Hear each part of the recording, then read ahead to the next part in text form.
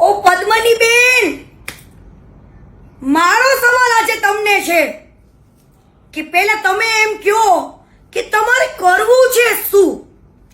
કેમ કે આજે ક્ષત્રિય સમાજના 92 સંકલન સમિતિએ તમને ખુલ્લેઆમ સપોર્ટ કર્યો, મહાસંમેલન કર્યું, છતાં પણ તમને 92 સંકલન સમિતિ પરથી આજે ભરોસો ઉડી ગયો અને તમારા મનમાં ઘણા બધા વિચારો આવી ગયા કે આ લોકો આમ કરી દીધું, ભળી ગયા, મને એકલી મૂકી દીધી. તો બેન, પેલા તમારે શું કરવું છે ને વિચારી લ્યો. અને માણસ માત્ર ભૂલને પાત્ર હોય, હંમેશા માણસથી જ ભૂલ થાય. રૂપાલા સાહેબના શબ્દોની ભૂલ છે, માણસ ખરાબ નથી.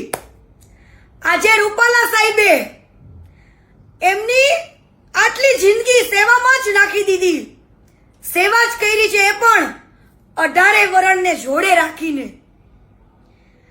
ક્યારે પણ એમને પક્ષપાત નથી કર્યો કે પટેલનું સારું છે, પણ એમને 18 વરણનું સારું કર્યું છે. તો આજે કોઈ પણ માણસ એક ભૂલ કરે ને તો એના 7 કામને વખાણવા પડે, એક ભૂલને ના જોવાની હોય.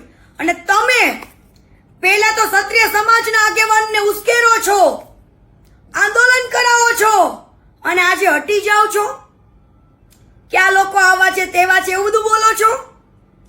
પહેલા તમે ઉશ્કેરો છો કે તમે આંદોલનમાં જોડાઓ, બહેનોને સપોર્ટ કરો, નહીં તો ઘરે ઘરે બંગડીઓ મોકલું, પહેરી લ્યો.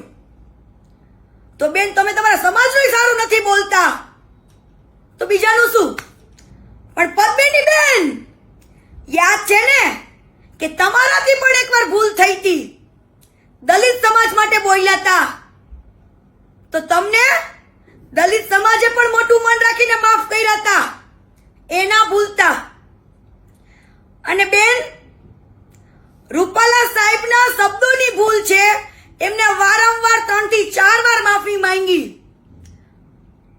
છતાં પણ તમે નવા વિચારો, તમારા નવા આંદોલનો કે હું ભૂખ્યા પેટે બેઠી છું, હું જોહર કરી. તો બેન, તમે તો જોહરને બદનામ કર્યું. જોહર કોને કહેવાય ને, ઇતિહાસો તો અમે વાંચ્યા છે, પેલા તમે વાંચી લેજો. અને બીજી વસ્તુ કે આજે માણસના કામ બોલે છે, ભાજપ સરકારના કામ બોલે છે, ત્યારે એમને લાખો લોકો આજે ચાહે છે. એક ભૂલને ના લેવાની હોય. અને મારી પાસે એક વિડીયોનું પ્રૂફ છે, એની અંદર એવું બોલે છે કે અમે આલુ મવાલીની દીકરીઓ નથી, અમે આલુ મવાલીની બાયડીઓ નથી. તો શું બીજા બધા સમાજના આલુ મવાલી છે?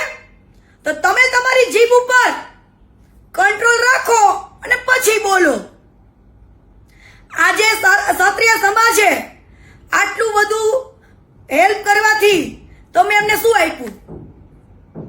બીજી વસ્તુ કે હું ક્ષત્રિય સમાજને એક દિલથી અપીલ કરું છું કે રૂપાલા સાહેબ આપણી બાપ દાદાના વડીલ ઉંમરના છે, તો એમને 3 વાર માફી માંગી છે ને, તો હવે મારા ભાઈઓ ભૂલી જાઓ ને માફ કરો, મોટું મન રાખીને. ક્ષત્રિય સમાજમાંથી લીલા માથા દીધા છે, તો તમે એક રૂપાલા સાહેબની ભૂલને માફ નહીં કરો. આજે હું એક પટેલ સમાજની દીકરી થઈને એક અપીલ કરું છું કે એમને મોટું મન રાખીને માફ કરી દો. આ પદ્મિની બેન ખોટી રીતના સમાજને ઉશ્કેરે છે અને અત્યારે બેન ફૈરું બોલે છે. એટલે બેનને પૂછો કે તમારે શું કરવું છે? ચૂંટણી લડવી છે? તમને સ્ટેજ ઉપર ઓછું બોલવાનો સમય આપ્યો તોય ખોટું લાગ્યું. ત્યારે તમે એવા રેકોર્ડિંગ બહાર પાડો છો કે આજે આ ગાંધીનગર બધા મળવા ગયા તો બધા ભળી ગયા, આમ થઈ ગયું, તેમ થઈ ગયું. તમને તમારા સમાજ ઉપર ભરોસો નથી. બીજી વસ્તુ, તમે એમ બોલો છો કે સાપા બાંધીને આ લોકો આટા મારે છે, ફાકા ફોજદારી કરે છે. કેમ? તમારા ભાઈઓ ઉપર તમને ભરોસો નથી. અને બીજી વસ્તુ બેન, પદ્મિની બેન, તમારું જાણવું હોય ને તો મને રૂબરૂ મળજો. તમે કેટલા ખોટા કેસમાં કેટલાને ફસાવ્યા છે ને એ બધું મારી પાસે છે.